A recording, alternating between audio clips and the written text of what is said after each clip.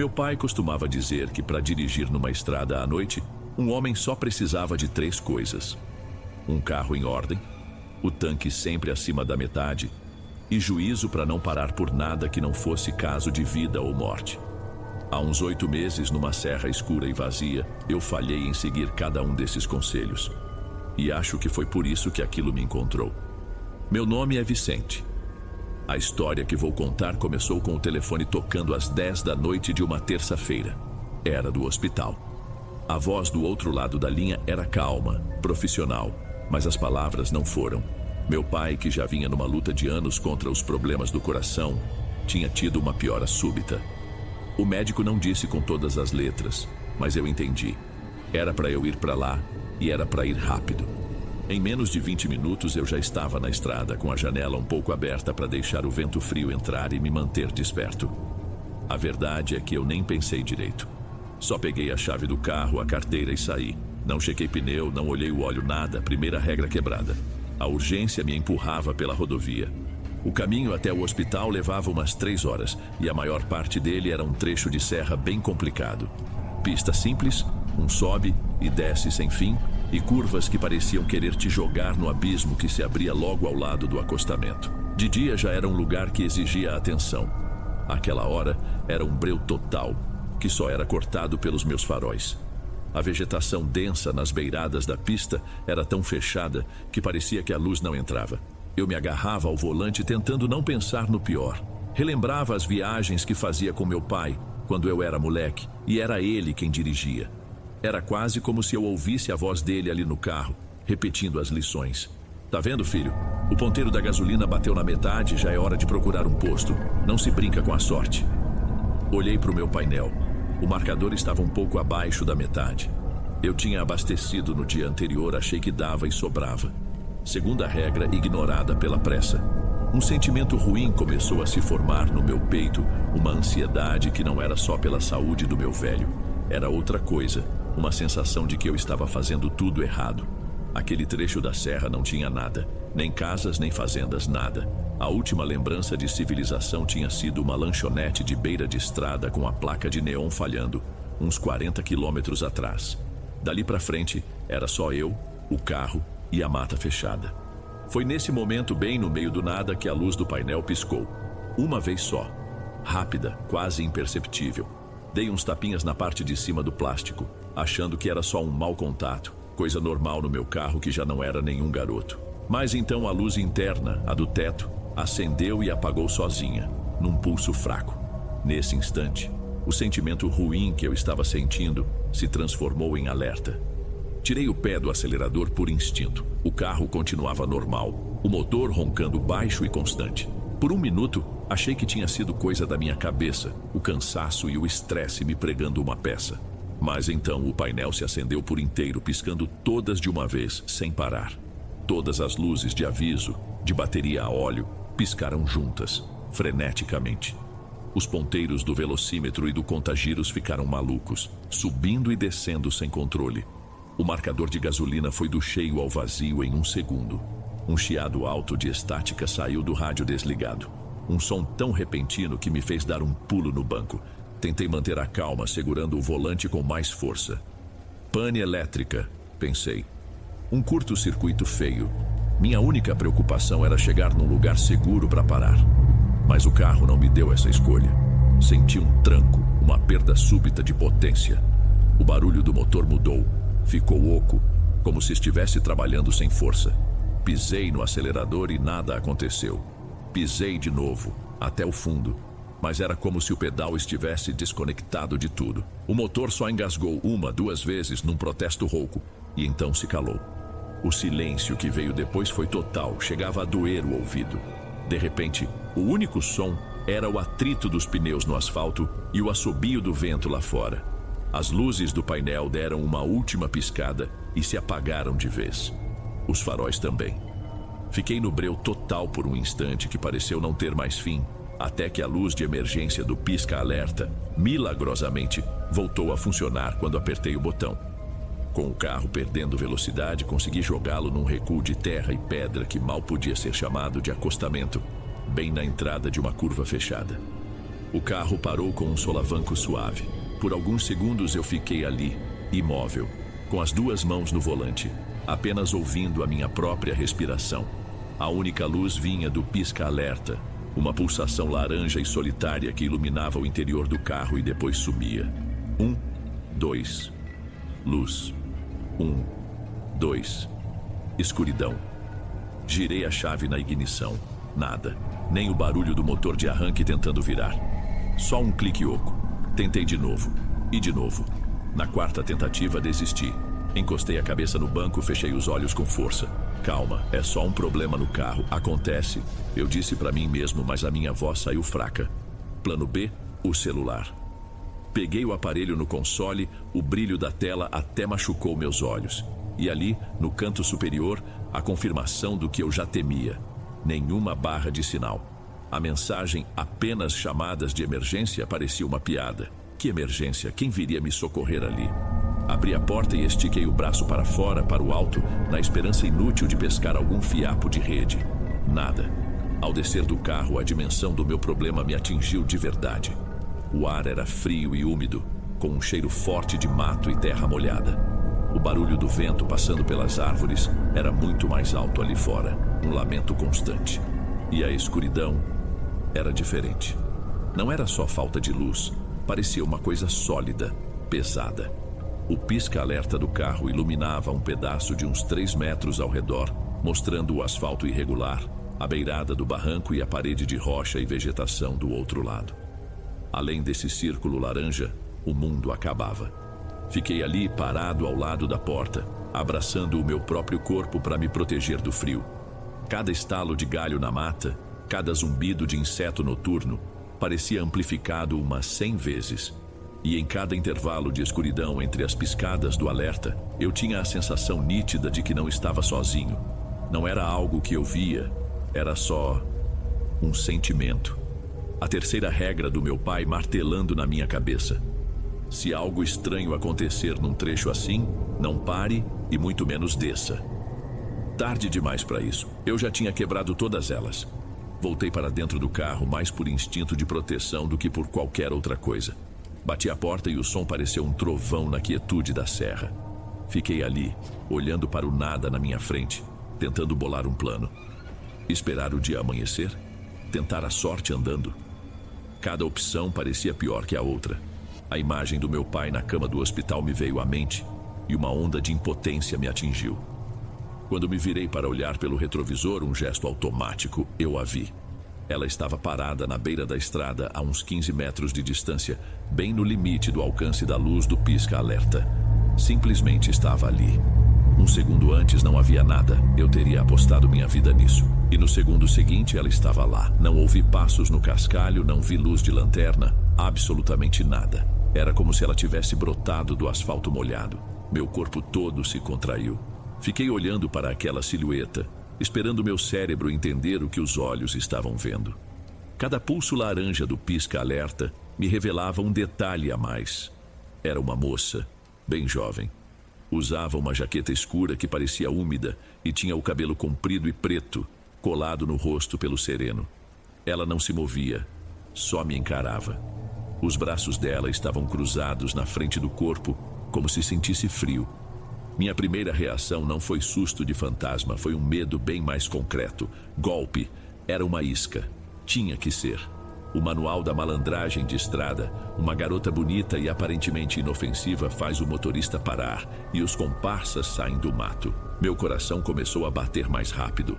A mão direita, por instinto, travou a minha porta, conferindo se já não estava trancada. Ela continuava imóvel, me observando. A distância e a luz fraca não me deixavam ver seu rosto direito, mas eu sentia seus olhos em mim. O vento balançava uma mecha solta do seu cabelo. A cena inteira não fazia sentido. Quem estaria ali a pé numa hora daquelas? A situação era tão absurda que a possibilidade de uma armadilha parecia a única explicação lógica, por mais aterrorizante que fosse. E eu ali, um alvo perfeito, preso dentro de uma lata de metal inútil. Ficamos nesse impasse por um tempo que pareceu muito longo. Eu dentro do carro, ela do lado de fora. Nenhum dos dois se mexia. Finalmente, ela deu um passo à frente, entrando de vez no círculo de luz. Levantou as mãos devagar, um gesto para mostrar que não oferecia perigo. Moço! A voz dela era baixa, quase um sussurro que o vento ameaçava carregar. Desculpa o susto. A gente precisa de ajuda. Hesitei. Minha mente gritava para eu ficar quieto, para não me envolver. Mas a figura dela ali, tão jovem e parada no meio daquela escuridão, era perturbadora. Abaixei o vidro uns 4 ou 5 centímetros, só uma fresta. O ar frio entrou com mais força. Ajuda com o quê? Perguntei, a voz mais ríspida do que eu pretendia. Você apareceu do nada. O carro do meu namorado quebrou logo ali atrás, depois da curva. Ela apontou com a cabeça para a escuridão. A gente não sabe o que fazer. Não tá passando ninguém. A história era plausível, até demais, parecia ensaiada. Olha, moça, sinto muito, mas não tenho como ajudar. Menti, testando a reação dela. O meu carro morreu também, tô preso aqui. E o celular tá sem serviço. Eu esperava que ela insistisse, que ficasse nervosa, talvez até que mudasse o tom. Mas ela apenas me encarou e no pulso seguinte de luz do pisca-alerta, ela deu mais um passo. Foi quando eu vi. O rosto dela estava mais nítido agora e havia uma marca feia na bochecha esquerda. Uma mancha arroxeada e inchada que se estendia até perto do olho. Não era sujeira, era uma pancada. Aquilo mudou tudo. A imagem não batia com a de uma criminosa tentando aplicar um golpe. Aquela era a marca de violência. A suspeita deu lugar a um tipo diferente de medo, mais confuso. Aquele machucado podia ter vindo de um acidente de carro ou do namorado dela. A ideia me deixou com um gosto amargo na boca. A figura dela, antes ameaçadora, agora parecia frágil. Meu tom de voz mudou, a hostilidade sumiu. O que aconteceu com o seu rosto? Foi uma batida? Ela tocou o lugar machucado de leve, com a ponta dos dedos, como se só então se lembrasse que ele estava ali. A expressão dela era vazia, distante. Ele não quis frear, ela disse, e a voz continuava naquele mesmo tom baixo e sem emoção. Você pode vir ver? Por favor. Ele não está me respondendo. Aquelas últimas palavras dela pareceram desligar alguma coisa dentro de mim. O medo da armadilha, a desconfiança, tudo foi substituído por uma urgência estranha, uma necessidade de entender o que estava acontecendo. Ele não está me respondendo. A frase era simples, mas o jeito que ela falou, com aquela calma vazia, me deu a certeza de que não era um problema mecânico. Destravei a porta. O clique da trava ecoou no silêncio. Fica aqui, eu disse, mais para mim do que para ela. Saí do carro pegando o celular e ligando a lanterna no mesmo movimento. O feixe de luz branca parecia frágil, uma luz fraca que mal cortava aquela escuridão toda. Apontei a luz para ela, que recuou um pouco, protegendo os olhos. Pela primeira vez eu a vi com clareza. Era só uma garota, talvez nem tivesse 18 anos. As roupas estavam amassadas e o machucado no rosto parecia ainda mais feio sob a luz artificial. Ela não esperou que eu dissesse mais nada, apenas virou as costas e começou a andar, seguindo pela beirada da estrada. Eu a segui, mantendo uns 3 ou 4 passos de distância, com o facho da lanterna na altura dos pés dela. Uma coisa me chamou a atenção. Ela quase não fazia barulho. Meus passos no cascalho pareciam quebrar o silêncio a cada pisada, mas os dela não produziam som algum. Era como se o chão não a sentisse. Andamos uns 50 metros, passando pela curva fechada. O vento ali era mais forte e trazia um cheiro de folha podre. O guardrail de metal enferrujado era a única coisa que nos separava de uma queda que eu nem conseguia calcular a altura. É aqui? Perguntei, parando de andar. Varri a estrada com a lanterna. Não havia nada. Nenhum carro parado, nenhum sinal de derrapagem, nada. Cadê o carro de vocês? Ela parou ao meu lado, perto do guardrail, e olhou para baixo, para o breu absoluto do penhasco. Foi aqui, ela sussurrou. Foi aqui o quê? A paciência estava me abandonando, dando lugar a um pavor crescente. Ele caiu? O carro de vocês caiu lá embaixo? Apontei a lanterna para o abismo. A luz se perdeu no vazio, não revelou absolutamente nada. Ela demorou 1 segundo para responder, ainda olhando para a escuridão. Ele não conseguiu fazer a curva. A voz dela era um fio, sem qualquer tremor. A gente desceu rolando. Senti um arrepio que começou na nuca e desceu pelas costas. E ele? O seu namorado? Ela finalmente virou o rosto para mim. Na luz da minha lanterna, os olhos dela eram só escuridão, não tinham vida nenhuma. Ele parou de respirar. A frase dela me atingiu como um soco no estômago. Fiquei parado sem conseguir formular uma resposta. O que eu podia fazer? Chamar uma ambulância que não chegaria? Descer um penhasco no escuro? A situação era impossível e o jeito que ela me olhava com aqueles olhos sem vida fez eu sentir um nó de pavor se formar na minha garganta, um tipo que eu nunca tinha sentido. Eu dei um passo para trás, me afastando da beirada. Instintivamente apontei a lanterna para o abismo de novo, como se a luz pudesse, por algum milagre, me mostrar o que fazer. Obviamente não mostrou nada. Foi um gesto de puro desespero. E durou talvez 2 segundos. Quando levantei o facho de luz de volta para o lugar onde ela estava, não havia mais ninguém. Ela tinha sumido. Não ouvi ela correr, não ouvi um único som. Num momento ela estava ali, a 1,5 metros de mim. E no outro, o lugar estava vazio. "Ei!" gritei e minha voz saiu rachada. "Moça!" Girei o corpo, varrendo a escuridão ao meu redor com a lanterna. A luz dançou pelas árvores, pelo asfalto, pelo guardrail enferrujado. Nada. Naquele momento eu entrei em pânico. A solidão de antes era um conforto perto disso.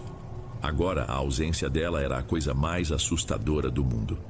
Foi na 3ª vez que passei a luz pelo mesmo lugar que notei algo que não tinha visto antes. Rente a uma pedra grande, quase escondido pelo mato, havia um objeto pequeno, de uma cor clara.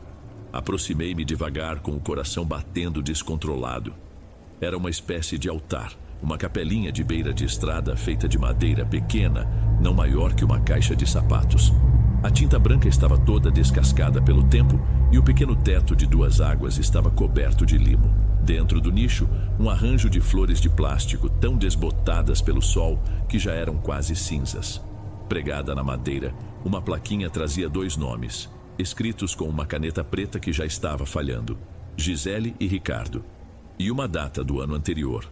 Meu estômago revirou. Gisele, era ela, eu não tinha a menor dúvida. Ao lado das flores havia 2 suportes de vidro para velas. Um estava vazio, apenas com um resto de cera no fundo. O outro tinha uma vela grossa, branca, intacta. O pavio, no entanto, estava preto, queimado, como se alguém tivesse tentado acendê-la várias vezes, sem sucesso. Eu não sei explicar o que me levou a fazer o que fiz. Não foi um pensamento lógico. Foi um impulso, uma necessidade. Voltei para o carro quase correndo, abri o porta-luvas e, no meio de um monte de papéis, encontrei o que procurava: uma caixa de fósforos meio amassada. Corri de volta para o pequeno altar. O vento parecia mais forte agora, como se quisesse me impedir. Risquei um fósforo. Apagou. O segundo também. No terceiro consegui fazer uma concha com as mãos e levar a chama trêmula até o pavio. Ele custou a pegar, mas então a chama cresceu, pequena e teimosa, iluminando os 2 nomes com uma luz quente. Assim que a chama se firmou, eu me afastei. Não olhei para trás, com medo do que poderia ver. Dei as costas para o pequeno altar e andei. Depois trotei e, por fim, corri de volta para o meu carro, com a sensação terrível de que ela me seguia em silêncio. O som da minha respiração ofegante e dos meus pés no asfalto era tudo que existia. Entrei, bati a porta e girei a chave na ignição, sem ter a menor esperança. O motor pegou de primeira, ronronou como se tivesse sido desligado há 1 segundo. As luzes do painel se acenderam, todas normais. Os faróis inundaram a estrada de luz branca e sólida. Olhei para o medidor de combustível. O ponteiro estava exatamente onde deveria, um pouco abaixo da metade. Não havia sinal de pane, de curto-circuito, de nada. Mesmo assim, o ar dentro do carro continuava gelado, pesado, como se a presença dela ainda estivesse ali comigo. E então, antes que eu pudesse engatar a marcha e sair dali, o rádio chiou. Não foi o som de estática de antes. Por uns 3, talvez 4 segundos, uma melodia saiu pelos alto-falantes, muito baixa, mas nítida. Era uma música antiga, uma daquelas que meu pai ouvia sem parar nas nossas viagens de pescaria. A melodia foi cortada por um novo chiado, e depois o silêncio voltou. Aquilo, de alguma forma, foi mais assustador que todo o resto. Não esperei mais, engatei a primeira e pisei fundo, cantando pneu naquele acostamento de cascalho. Dirigi o resto do caminho pela serra numa velocidade que beirava a loucura. com os olhos fixos na faixa amarela e o corpo todo tenso, esperando a qualquer momento que o carro morresse de novo ou que eu visse a silhueta dela na beira da estrada. Cheguei ao hospital com o dia quase amanhecendo. Meu pai sobreviveu àquela noite. Contra as expectativas de todo mundo, o quadro dele se estabilizou. Hoje, 8 meses depois, ele está em casa, se recuperando devagar. Eu nunca contei essa história para ninguém. Como eu poderia? Diriam que foi o estresse, o cansaço, que eu imaginei tudo. Às vezes eu mesmo tento acreditar nisso. Mas sei o que eu vi, sei o que eu senti. Não sei dizer o que aconteceu naquela estrada. Se era um espírito pedindo ajuda ou alguma coisa mais antiga, uma entidade daquele lugar que se alimenta do desespero dos viajantes. Eu fiz o que ela queria, acendi a vela e meu caminho foi liberado. Foi uma troca? Uma ajuda mútua? Ou eu só tive sorte? São perguntas que eu sei que nunca terão resposta. A única certeza que eu tenho é que uma parte de mim ficou para sempre naquela curva escura da serra.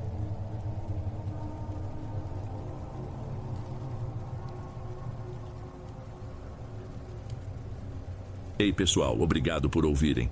Clique no sininho de notificações para ser alertado de todas as futuras narrações. Lanço vídeos novos todos os dias por aqui. Espero te ver nos próximos. Agora na tela vou deixar outros 2 bons vídeos que sei que irão gostar. Te vejo por lá.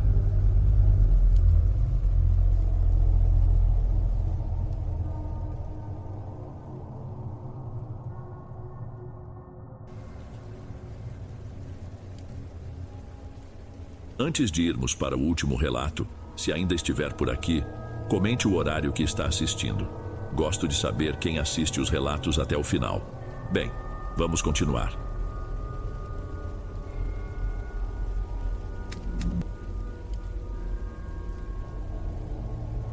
Antes de irmos para o próximo relato, se você é novo por aqui, não se esqueça de se inscrever no canal e ativar o sininho para receber as próximas histórias.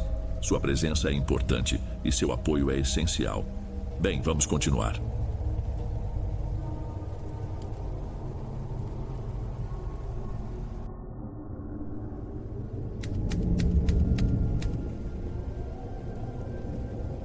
Até hoje, quando sinto o cheiro de incenso misturado com café recém-passado, uma parte de mim volta para a edícula nos fundos da casa dos meus pais.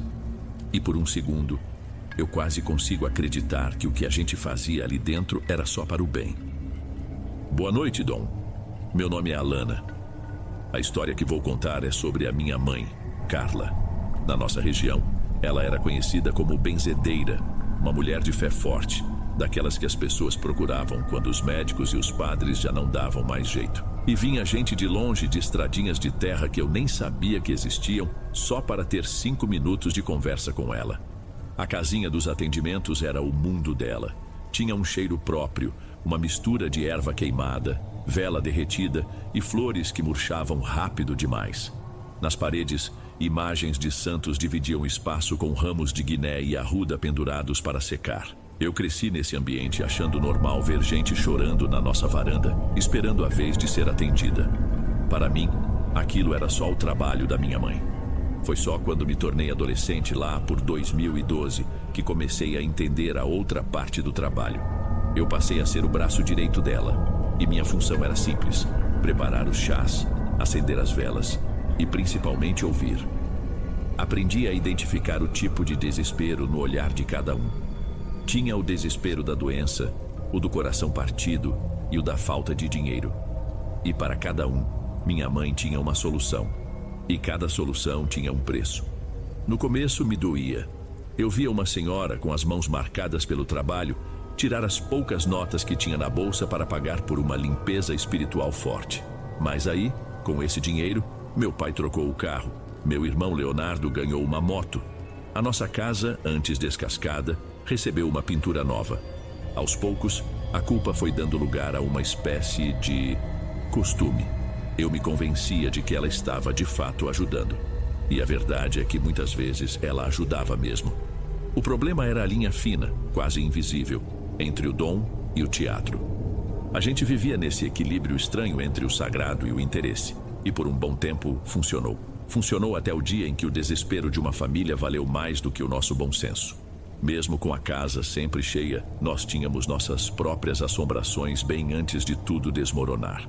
Eram coisas pequenas, coisas estranhas no dia a dia que minha mãe varria para debaixo do tapete com a mesma facilidade com que varria as folhas secas da varanda. Ela dizia que era o resto do que os outros deixavam, energias soltas que se apegavam aos cantos. Lembro de uma vez meu irmão Leonardo acordou no meio da noite jurando que tinha alguém em pé, no escuro do quarto dele. Não era uma pessoa, ele disse, mas o formato de uma, só que mais escuro que a própria escuridão.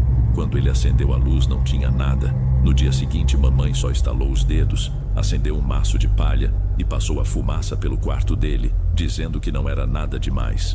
Comigo foi diferente. A minha primeira experiência aconteceu uns 2 anos antes do caso de Pablo, numa tarde de céu alaranjado. Eu estava no quintal, terminando de estender umas roupas no varal perto do tanque. O silêncio era aquele típico de fim de tarde no interior, só com o barulho dos insetos. Foi quando eu o vi. Parado perto da goiabeira, estava um cachorro. Um cachorro enorme de pelo preto e tão liso que parecia molhado. Nunca tivemos bicho daquele tamanho e o portão vivia trancado. Ele não latia, não rosnava, só me encarava. Seus olhos eram escuros e não tinham brilho, pareciam 2 peças de vidro polido. Senti um incômodo na boca do estômago, um aviso mudo. Ele deu um passo na minha direção, devagar, e foi aí que senti um arrepio na nuca. Não era um bicho comum. Eu chamei meu pai, a voz quase não saiu. Pai, meu pai abriu a porta da cozinha, e no segundo que eu desviei o olhar para ele, apenas 1 segundo, o cachorro sumiu. Não correu, não se escondeu, simplesmente deixou de estar ali. Nós procuramos por todo o quintal, olhamos a rua, nada. Minha mãe, claro, disse que era um espírito sem rumo, um cão de guarda de algum trabalho que ela tinha feito. Ela acendeu velas, jogou sal grosso no portão e deu o assunto por encerrado. Mas eu nunca esqueci daqueles olhos. Eram olhos que não pertenciam a um animal. O ano em que completei 20 anos, em 2015, foi o ano em que a nossa sorte começou a virar. Embora na época a gente achasse que era o nosso melhor momento. A fama de mamãe tinha se espalhado tanto que já não vinha mais gente simples com galinhas ou sacos de milho. Chegavam carros bons, de gente que morava em condomínio fechado, e o pagamento era sempre em notas altas, dentro de envelopes. Foi numa quarta-feira cinzenta que eles chegaram, uma caminhonete grande preta do tipo que chama a atenção. Desceram um homem e uma mulher, bem vestidos com o cansaço na cara. Mas não era o cansaço deles que importava. Era o que a mulher trazia nos braços, enrolado num cobertor. Um menino. Pablo. Ele devia ter uns 7, talvez 8 anos. Quando ela o ajeitou no colo, vi o rosto dele e meu estômago revirou. Eu soube na hora que aquilo era diferente. Não era uma doença comum. Ele era pálido, de uma palidez quase azulada, e magro a ponto dos ossos do rosto se destacarem. Mas o que me perturbou foram os olhos. Eram fundos, cercados por olheiras escuras, e tinham uma expressão de quem já viveu uns 100 anos. Um olhar velho e gasto num corpo de criança. Os pais contaram a história de sempre. Médicos, exames, curandeiros, e ninguém descobria o que ele tinha. O menino não comia direito, não falava, e passava os dias apático. Eu olhei para a minha mãe e vi o brilho nos olhos dela. O brilho que aparecia não quando ela sentia pena, mas quando sentia cheiro de dinheiro. A roupa daquelas pessoas, o carro lá fora, o relógio no pulso do homem. Tudo gritava dinheiro. Eu posso ajudar, ela disse com aquela calma que usava para passar confiança. Mas o caso dele é delicado. Vai ser um trabalho longo, de muita fé. Era a frase de sempre. Trabalho longo significava muitos pagamentos. Os pais concordaram na hora, os olhos cheios de uma esperança que me deu um nó no estômago. Mamãe começou com o básico. Acendeu uma vela, passou um ramo de arruda pelo corpo do menino e sussurrou umas rezas. Pablo não reagiu. Ficou o tempo todo parado, com aquele olhar perdido, as mãozinhas finas tremendo um pouco, como se sentisse um frio que ninguém mais sentia. Quando eles foram embora, depois de deixar um envelope grosso sobre a mesa, eu me virei para ela.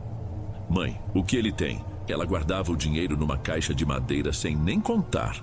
Não sei, filha, mas vou descobrir, e eles podem pagar por isso. Aquela frase não saía da minha cabeça. Não era, vou curar. Era, Eles podem pagar. Pela primeira vez, eu não senti conformismo, senti medo. Na segunda vez que eles vieram, 3 dias depois, o desespero já tinha tomado o lugar da esperança no rosto dos pais. Pablo estava visivelmente pior. As unhas dele, antes só pálidas, agora tinham um tom escuro, quase preto, como se a carne por baixo estivesse morrendo. A mãe nos mostrou arranhões fundos nos braços, dizendo que o menino tinha ataques de fúria durante a noite, se debatendo e gritando coisas sem sentido. E a voz, o pai falou baixo, engolindo em seco. Às vezes não é a voz dele, parece uma mulher, zombando da gente. Minha mãe ouviu tudo com uma seriedade forçada. Eu a conhecia. Ela estava inventando um caminho na hora, tentando justificar por que o primeiro ritual não tinha funcionado.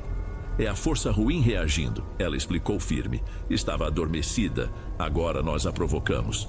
É um bom sinal. Significa que está saindo. Precisamos de um trabalho mais pesado. O tal trabalho pesado começou no fim da tarde. Mamãe pediu que eu preparasse um chá forte, com umas ervas que ela raramente usava para dopar o menino. Quando Pablo finalmente adormeceu, nós o deitamos numa cama que tínhamos na edícula. A primeira coisa que ela fez foi pegar um pó marrom, de cheiro forte e salgado, e desenhar um círculo ao redor da cama. Depois, colocou uma cruz de madeira no peito dele. Ela começou a rezar um latim arrastado que ela mesma inventava. Por um instante tudo ficou quieto. Foi quando Pablo abriu os olhos de repente.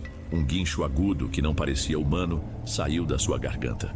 Seu corpo pequeno se arqueou para trás com uma força que não parecia dele, e ele começou a vomitar uma coisa escura e espessa que manchou os lençóis. O cheiro era horrível, de coisa estragada há muito tempo. Os pais correram para segurá-lo, mas ele se debatia com a força de um adulto. E então, ele começou a rir. Uma risada rouca, debochada. Ele olhou para os pais e, com aquela voz de mulher que o pai tinha mencionado, ele disse: "Vocês acharam mesmo que essa aqui podia me tirar?" O olhar dele se virou para a minha mãe. "Você não tem poder aqui, sua vigarista." Eu fiquei paralisada, sentindo o ar me faltar. Nunca tinha visto nada parecido. Não era uma doença, não era energia ruim. Era outra coisa. Uma coisa com vontade própria. Minha mãe continuou as rezas. A voz dela agora tremendo um pouco, mas a coisa dentro do menino apenas ria, zombando de cada palavra. Aquela foi a primeira vez que eu vi o medo de verdade nos olhos da minha mãe. Ela tinha chamado para a briga algo que não tinha a menor chance de vencer. Nos dias que se seguiram, a casa virou um entra e sai de rituais desesperados. Minha mãe tentou de tudo. Banhos com água gelada e sal grosso, emplastros de barro com ervas que ela dizia serem da Terra Santa, rezas em voz alta que duravam horas. Eu via o pânico crescendo nela, a cada tentativa fracassada. Ela estava atirando no escuro, invocando nomes e forças que eu nunca a tinha ouvido mencionar. Coisas que ela mesma parecia não entender direito. Eu mal conseguia ficar dentro da edícula. Os gritos de Pablo, a risada debochada que não era dele, tudo aquilo ecoava pela casa. Eu passava a maior parte do tempo do lado de fora, com as mãos nos ouvidos, sentindo o estômago revirar. A última sessão aconteceu numa sexta-feira à noite. O corpo de Pablo estava tão magro que parecia que ia se partir. A pele, esticada sobre os ossos, tinha um brilho febril. Ele mal se mexia, apenas respirava com um chiado fraco. Minha mãe decidiu fazer a última aposta. Ela pegou um pequeno medalhão de prata que dizia ser sua primeira proteção e o pressionou contra a testa do menino. Ela começou a orar, não para os santos nas paredes, mas para algo mais antigo, pedindo que a força dentro da criança fosse transferida para o metal. No instante em que as palavras mais fortes saíram da boca dela, Pablo deu um grito agudo que cortou o silêncio. Seu corpo se arqueou para trás, a coluna formando um arco perfeito, e ele ficou rígido. Os olhos, antes vazios, se reviraram até ficar completamente brancos. E então, com um suspiro que pareceu esvaziar todo o ar de seus pulmões, ele amoleceu. O silêncio que caiu na sala foi a coisa mais pavorosa que eu já ouvi. A mãe dele se jogou sobre o corpo, chamando seu nome, sacudindo-o. O pai ficou parado, a cara dele se transformando, sem acreditar. Minha mãe também chorava, mas era um choro de pânico, não de luto. Era tarde demais, ela repetia a voz trêmula. O mal já tinha tomado conta de tudo. Eu fiz o que pude, mas ninguém estava ouvindo. A dor daquela família era um mundo à parte e nós não tínhamos permissão para entrar. Eles enrolaram o filho no mesmo cobertor em que o trouxeram e saíram sem dizer mais uma palavra. Vê-los carregar aquele pequeno corpo pela nossa varanda em silêncio foi como assistir ao fim do mundo. Quando a caminhonete partiu, deixando para trás só o barulho do motor se afastando, ficamos paradas ali, no meio do caos. Foi quando eu vi. Caído ao lado da cama, quase no escuro, estava um pequeno carrinho de madeira com as rodas gastas. Pablo devia tê-lo deixado cair. Sem pensar, eu o peguei. A madeira estava estranhamente fria. O dinheiro daquela família ficou intocado no envelope por uma semana. Era um dinheiro sujo, amaldiçoado, e até minha mãe parecia sentir isso. A edícula nos fundos ficou fechada, e a casa ficou num silêncio que não era de paz, mas de espera. Sabíamos que algo tinha ficado para trás, não demorou para se mostrar. O primeiro foi meu irmão. Numa tarde, Leonardo entrou em casa pálido, a respiração curta. Ele tinha ido pegar uma goiaba no quintal e viu, agachado entre as samambaias que minha mãe cultivava, um menino. Era igual a ele, Alana. Leonardo me disse, a voz trêmula. Pálido, sem cabelo, com os braços fininhos. Ele só ficou me olhando. Ele contou que, no susto, jogou a primeira coisa que viu, uma pedra, na direção do menino. Assim que a pedra se chocou contra o vaso, o som da cerâmica quebrando ecoou no silêncio. Mas não havia mais ninguém ali. Dessa vez a reação de mamãe foi diferente. Não teve a mesma segurança de antes. Ela acendeu um defumador com um cheiro forte de enxofre e andou por todo o quintal rezando, mas eu via suas mãos tremendo. A limpeza não trouxe alívio, pelo contrário, pareceu apenas agitar o que quer que estivesse ali. Naquela mesma noite meu pai chegou do trabalho transtornado. Contou que, ao estacionar a caminhonete na garagem, sentiu um baque na caçamba, como se alguém tivesse pulado dentro. Pensando ser um gato ou um gambá, ele desceu para olhar. Disse que viu encolhido num canto um homenzinho pequeno com a pele enrugada e o cabelo branco e ralo de um velho, mas com o corpo de uma criança. O susto o fez recuar, e quando olhou de novo, a caçamba estava vazia. A minha vez chegou 2 noites depois. Eu tinha deixado o carrinho de madeira de Pablo no meu criado mudo. Não sei porquê, não tive coragem de jogar fora. Acordei de madrugada com um barulho. O som de rodinhas de madeira girando devagar no assoalho do meu quarto. Senti um frio na mesma hora. Fiquei deitada, sem me mover, apenas ouvindo aquele barulhinho irritante indo de um lado para o outro no escuro. Criei coragem. Estiquei o braço e acendi o abajur. O carrinho que estava ao lado da minha cama agora estava do outro lado do quarto, perto da porta. O pior foi que o barulho não parou. Mesmo com a luz acesa e o carrinho parado, eu continuei ouvindo o som das rodinhas, só que agora parecia vir de debaixo da minha cama. Um som lento, constante, de um brinquedo sendo arrastado para lá e para cá por mãos que eu não podia ver. Fugi do meu quarto e passei o resto da noite no sofá, encolhida, ouvindo o eco daquele som fantasma até o dia amanhecer. A casa adoeceu e minha mãe adoeceu junto com ela. O fluxo de clientes diminuiu, e os poucos que ainda vinham saíam com a mesma cara de desamparo com que chegaram. O dom de mamãe, fosse ele real ou uma performance bem ensaiada, tinha sumido. Ela sentava na frente das pessoas e as palavras não saíam. As cartas do baralho pareciam mudas para ela. O brilho dos seus olhos tinha sido substituído por um cansaço profundo. Fisicamente, ela ia se acabando. Começou com uma tosse seca que, em poucas semanas, se tornou um catarro escuro, quase preto, com um cheiro adocicado e podre que enchia o quarto. Vê-la assim, cuspindo aquela secreção escura numa bacia, me lembrava do vômito de Pablo. Era como se a mesma podridão que o consumiu estivesse agora brotando de dentro dela. Depois de uma noite em que a encontramos parada no meio da cozinha, de madrugada, com os olhos abertos e vazios, sem responder a nada, ela se rendeu. Com a voz fraca, me pediu para levá-la até a casa de seu Augusto, um rezador antigo que morava do outro lado da serra, um homem que ela sempre citou com uma mistura de respeito e rivalidade. A casa de seu Augusto era o oposto da nossa, simples, pequena, com cheiro de mato e café, sem nenhum enfeite ou imagem. Ele nos recebeu em silêncio, um senhor magro, com um olhar que parecia ver dentro da gente. Minha mãe tentou explicar, mas ele levantou a mão pedindo que ela se calasse. Ele apenas acendeu uma vela preta e começou a passar um ovo de galinha por todo o corpo dela, sem encostar, enquanto murmurava algo ininteligível. Quando terminou, quebrou o ovo num copo com água. A gema estava escura, quase preta, e a clara formava uma teia de fios escuros e grossos. Seu Augusto nos olhou e seu rosto não tinha um pingo de pena. A senhora abriu a porta para a desgraça. Ele disse, a voz calma e cortante. O que está na sua casa veio com aquele menino, mas não ficou por acaso. Minha mãe abriu a boca para se defender. Eu tentei ajudar, eu juro. Não, ele a interrompeu firme. A senhora tentou lucrar. E o que está aí se alimenta disso. Por anos a senhora construiu um ninho na sua casa com a ganância, com as promessas vazias, com o desespero alheio que virou seu sustento. Essa coisa não te achou. Ela te escolheu. Ela encontrou um lugar que já era dela. O que ele disse doeu fundo. Tem que ter um jeito. Eu pedi, a voz falhando. Uma limpeza, um trabalho. Seu Augusto negou com a cabeça, olhando diretamente para a minha mãe. Não há reza que limpe uma alma que não reconhece a própria sujeira. O preço pelo que a senhora fez com aquela criança não se paga com vela nem com incenso. Se paga com a vida.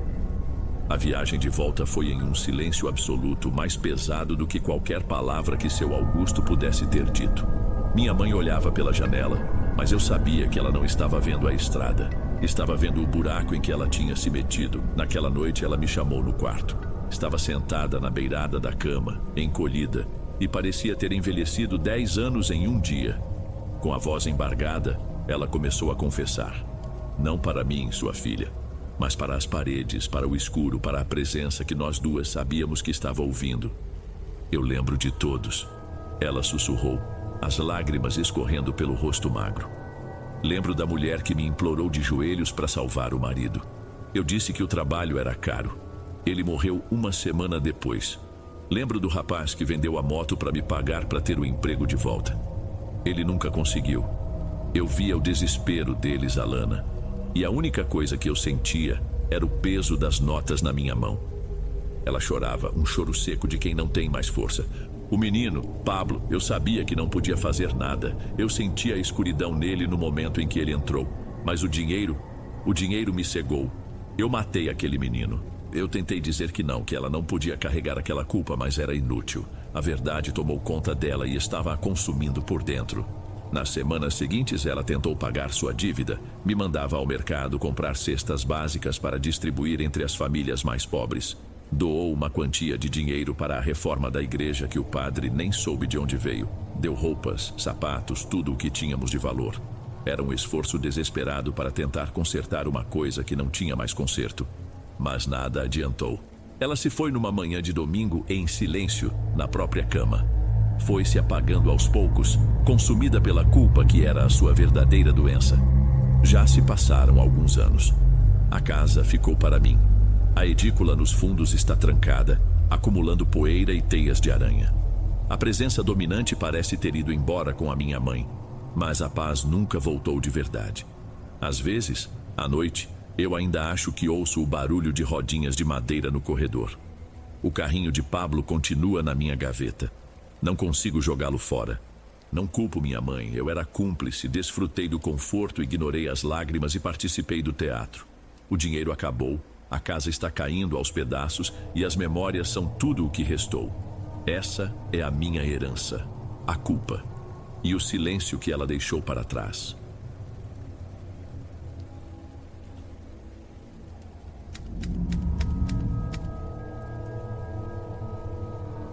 Meu nome é Adriano. Minha avó, Adalgisa, se foi há uns 3 meses. E com ela, parece que foi embora também a última barreira. Talvez suas rezas silenciosas, que segurava certas coisas no passado. Ela era o centro de tudo, a pessoa que mantinha a nossa família unida, mas também era a que guardava um monte de segredos que ninguém nunca teve coragem de mexer. O principal deles tinha nome e lugar: a fazenda do meu avô Arão. Uma terra que, segundo as poucas palavras que meu pai soltou durante a vida, meu avô ergueu do nada e depois queimou até o chão, por um motivo que ninguém explica. Desde que minha avó morreu, comecei a sonhar. O mesmo sonho repetido. Nele, eu sou pequeno, Estou deitado num quarto escuro, de chão de terra batida. A única luz vem de uma fresta na janela de madeira. E nessa fresta tem um rosto. Um rosto de homem, pálido, pendurado de cabeça para baixo. Os olhos estão fechados, mas eu sei, com uma certeza que dava um medo real, que ele está me olhando. Eu sempre acordo com a respiração curta, com a imagem daquela cara grudada na minha mente. Eu comentei com a minha mãe e a única coisa que ela fez foi desviar o olhar e dizer que era coisa da minha cabeça, estresse. Mas a reação dela me disse o contrário. Aquilo virou uma coisa na minha cabeça. Será que um pesadelo pode passar de uma pessoa para outra como um bem de família? Semana passada eu não aguentei. Enchi o tanque do carro, coloquei uma mochila no banco do carona e dirigi por quase 5 horas para o interior. Não falei para ninguém. Usei umas indicações vagas que ouvi uma vez e a minha intuição. Depois de muito custo, encontrei a estradinha de chão batido e no fim dela, a porteira de arame farpado caída, comida pela ferrugem. Era ali o lugar que era um nó na garganta da família. Hoje, o que sobrou é só o esqueleto de um sonho. O casarão é uma casca preta de paredes tortas, sem telhado. O curral, só os mourões carbonizados em pé. Tudo foi engolido por um mato alto e seco. E o silêncio não é um silêncio de paz, de natureza. É um silêncio de abandono, de algo que foi calado à força. Parado aqui diante da terra arrasada do meu avô, a história dele parece que está em todo lugar. E eu sinto que preciso entender. Preciso saber o que aconteceu naquela terra. Que rosto é esse que assombra o meu sono? Meu avô Arão, pelo que minha mãe me disse uma única vez, era um homem endurecido pela seca. Duro, quieto, com as mãos grossas de calos e a pele do rosto marcada pelo sol. A vida dele e da minha avó, Adalgisa, no começo era uma luta diária para não morrer de fome. Eles viviam de favor, numa casinha emprestada, com os filhos pequenos e uma roça que mal dava para encher a barriga. Trabalhavam de sol a sol para outros, e o que ganhavam mal, comprava o querosene para a lamparina. A história da fazenda, essa que virou cinza, começa aí. Começa no desespero. Meu avô tinha ido fazer um serviço longe, coisa de uns dias de caminhada. Na volta, cansado, com a poeira grudada no suor, ele encontrou um homem parado numa carroça velha, na beira da estrada. O sujeito era só pele e osso, com um olhar vazio e tossia um chiado feio. Ele que puxou o assunto. Falou que era dono de uma terra grande, mas que não queria mais. Uma doença tinha chegado e ele não ia deixar nada para a família, que segundo ele não merecia. Ele descreveu o lugar, disse que era afastado de tudo, mas que a terra era boa, só precisava de alguém com coragem para trabalhar. E pediu um valor que era quase esmola. Meu avô, que já estava acostumado com a vida dando rasteira, sentiu que aquilo não podia ser real, mas a esperança, para quem não tem nada, é a única coisa que sobra. Ele viu ali a única porta de saída. Para juntar o dinheiro, Arão vendeu o pouco que tinha. As ferramentas de cabo gasto, uma porca que estava criando, os poucos móveis. Raspou cada centavo que guardava num pote de barro. Minha avó, Adalgisa, ele contava, só olhava para tudo em silêncio, com os olhos cheios de medo, mas confiando no marido. Era a última chance deles. Ou dava certo, ou o mundo acabava. Quando chegaram na tal propriedade, o que encontraram foi um descampado imenso, cercado por uma mata fechada e espinhosa. A casa era um casebre de pau a pique, mal de pé. Não havia vizinhos, não havia barulho de gente, de bicho, de nada. Só o som do vento cortando o capim seco. Era um lugar tão solitário que dava uma angústia. Imagino meu avô parado no meio daquele nada com a família encolhida atrás dele. Ele devia estar sentindo o peso do mundo nas costas, mas forçando um sorriso para dona Adalgisa, dizendo que ali eles finalmente seriam donos da própria vida. Naquela primeira noite, deitados no chão de terra dura, o breu lá fora era tão completo que parecia uma parede sólida. E o silêncio era tão fundo que o zumbido no ouvido de cada um parecia um grito. Mal sabiam eles que aquele silêncio todo estava prestes a ser quebrado. Meu avô nunca foi de acreditar em assombração. Para ele, todo barulho no mato era bicho. Toda sombra era coisa da cabeça. A vida já era dura o suficiente para se preocupar com fantasma. Mas na segunda noite naquela fazenda, ele ouviu algo que fez até o osso dele duvidar do que era real. Já passava da meia-noite, a família dormia e Arão estava sentado na soleira da porta, só com a luz fraca das estrelas, pensando no trabalho que teria no dia seguinte. foi quando ele ouviu um choro, baixinho, vindo da direção da mata, no fundo do terreno. Parecia um bebê. Um guincho agudo que parava e voltava, como se estivesse com fome ou perdido. A primeira coisa que passou pela cabeça dele foi raiva. Teria mais gente vivendo ali? O homem da carroça o tinha enganado?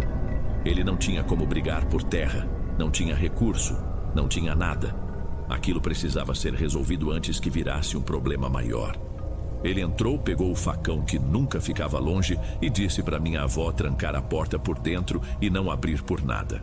Improvisou um facho com um pedaço de pau e um pano velho embebido no querosene da lamparina. O fogo alaranjado abriu um pequeno círculo de luz na escuridão e ele começou a caminhar na direção do som.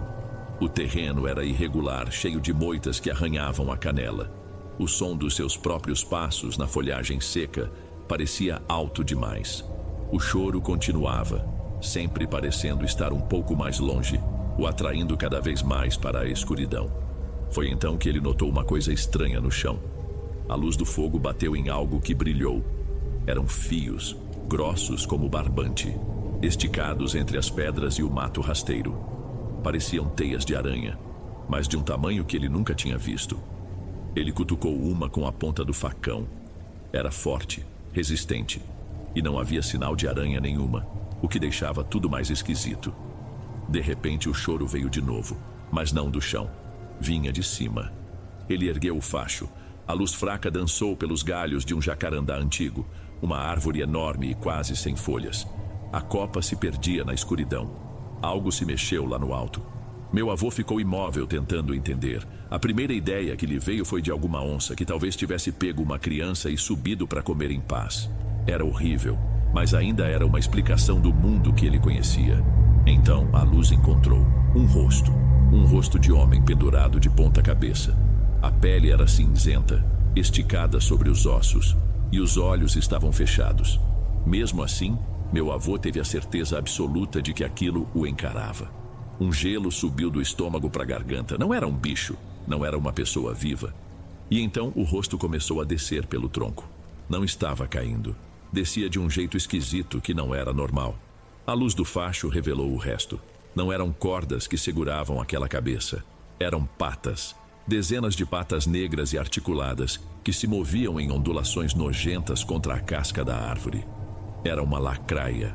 Uma coisa comprida, de vários metros, segmentada como um trem de carga. E no lugar da cabeça do inseto estava aquela face humana, morta, balançando lentamente. Antes que aquilo tocasse o chão, meu avô se virou e correu. Correu sem olhar para trás, com o som das próprias passadas e da respiração ofegante preenchendo o silêncio que a criatura tinha deixado para trás. Ele chegou de volta no casebre parecendo um fantasma. Pelo menos é assim que minha avó contava. Entrou sem fazer barulho, com o rosto pálido e os olhos arregalados, e se sentou num canto, abraçado com o facão. Dona Adalgisa, apavorada, perguntou o que ele tinha visto. Ele demorou para responder. Quando falou, a voz saiu seca, como se raspasse na garganta. Não era nada, só o vento nas árvores. Foi a primeira grande mentira. A mentira que deu início àquilo tudo. Imagino o que não passou na cabeça dele naquela noite e nas que se seguiram. Ele não dormia. Ficava deitado no chão duro, de olhos abertos, revivendo a imagem daquela coisa descendo pela árvore. A escolha óbvia seria juntar as trouxas e sumir dali. Qualquer pessoa em sã consciência faria isso. Mas para onde eles iriam? Não tinham mais para onde voltar. Voltar para a miséria de antes, para a humilhação de viver de favor. Talvez fosse um destino pior do que encarar um monstro no mato. Ele devia saber que a única saída era para frente, mesmo que o caminho passasse por um inferno. Ele escolheu ficar. Escolheu não contar nada para a esposa, para não colocar nela um pânico que ela não precisava carregar. Ele tomaria conta daquilo sozinho. Os dias que vieram depois foram de um trabalho de bicho. Meu avô arava a terra seca de manhã até a noite, e o resultado era quase nulo. A terra era dura, ingrata. O sol castigava. A comida estava começando a diminuir. O desespero que ele tinha tentado deixar para trás estava batendo na porta de novo. E toda noite, o silêncio lá fora parecia ter um peso, uma expectativa. A virada aconteceu uma semana depois. Meu avô tinha saído para tentar caçar alguma coisa, Qualquer coisa que desse para botar na panela. Perto de um riacho no limite da propriedade, ele encontrou uma capivara morta, já começando a inchar. Tinha se enroscado naqueles mesmos fios grossos que ele tinha visto na primeira noite e se debatido até morrer. Foi ali, olhando para o bicho morto, que a ideia surgiu. Não foi um plano, foi quase um instinto. Uma lógica antiga, primitiva. Ele estava na terra daquela coisa. Ela era a dona do lugar. E talvez, só talvez, ela pudesse ser agradada.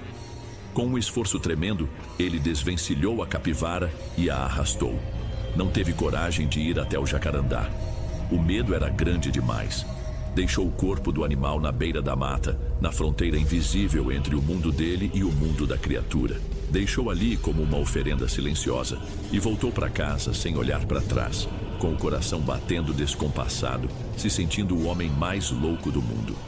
No dia seguinte, o corpo da capivara tinha sumido. Não havia rastros de urubu, nem de onça. Simplesmente desapareceu. E no pedaço de roça que meu avô estava tentando cultivar, a terra parecia mais escura, mais úmida. Uma ou duas folhas de feijão que antes estavam amareladas e murchas pareciam ter ganhado uma vida nova. Não foi uma resposta com palavras, foi uma troca. E meu avô Arão entendeu. O acordo estava feito. A partir daquele dia, a fazenda começou a dar certo de um jeito incrível. Foi como se meu avô tivesse destravado uma fonte secreta de vida que jorrava daquela terra. A roça, antes seca, virou um tapete verde. O milho crescia alto e com as espigas cheias. O feijão brotava com uma força que ninguém nunca tinha visto naquela região. Em pouco tempo, Arão comprou galinhas, depois porcos. E não demorou muito para o primeiro gado aparecer no pasto. A fome virou coisa do passado. O casebre de pau a pique foi ganhando paredes de tijolo, um telhado de verdade, cômodos. Meu avô começou até a contratar gente para ajudar. Famílias que vinham de longe em busca de trabalho e se instalavam em pequenas casas que ele mesmo ajudava a erguer. A propriedade virou um lugar de movimento, de fartura. Mas essa fartura tinha um preço cobrado em silêncio. De tempos em tempos, um bicho sumia. Uma ovelha se perdia no pasto e não voltava. Um bezerro aparecia morto, estraçalhado de um jeito estranho. Meu avô sempre dava uma explicação. Era onça, era cobra, era doença. Mas minha avó, a Dalguisa, começou a perceber um padrão. As perdas aconteciam sempre que as coisas pareciam dar uma pequena fraquejada. E logo depois dos sumiços, a terra parecia responder com ainda mais vigor. Ela não falava nada. Como iria reclamar com a mesa farta e os filhos crescendo fortes? Mas a desconfiança só aumentou dentro dela. Ela via o jeito que o marido ficava calado, olhando para a linha da mata no fim da tarde com um peso no olhar que não era só cansaço. A certeza veio numa tarde de céu alaranjado. Meu avô separou um novilho do resto do rebanho, um dos mais fortes. Disse que o bicho parecia doente e que ia levá-lo para o fundo para ficar isolado. O coração da minha avó apertou, o animal parecia perfeitamente saudável. Levada por um mau pressentimento, ela esperou ele se afastar e o seguiu, se escondendo na vegetação. Ela o viu levar o novilho até a beira da mata, no limite da propriedade.